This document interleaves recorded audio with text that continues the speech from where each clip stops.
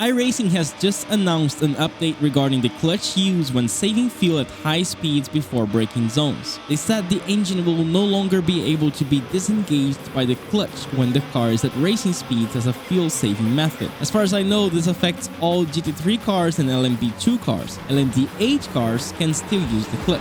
What does that mean, and how does that change our fuel-saving lives? Lifting and coasting is a technique used to save fuel the most efficiently by lifting the throttle at super high speeds for a few hundred meters before braking hard. The amount of time lost using this technique could be around a tenth per corner, depending on how aggressive the fuel saving is, if done properly. As a comparison, lifting the throttle for the same distance in an acceleration zone would make the driver lose seconds of lap time, but at high speeds, this technique is totally worth it. Before this update, along with lifting and coasting, using the clutch during this moment was possible. The clutch disengages the engine from the tires, removing the engine braking from the picture. The engine braking slows the car more while off throttle, so the clutch helps maintaining a little bit more speed while lifting, which makes the fuel saving even more cost beneficial.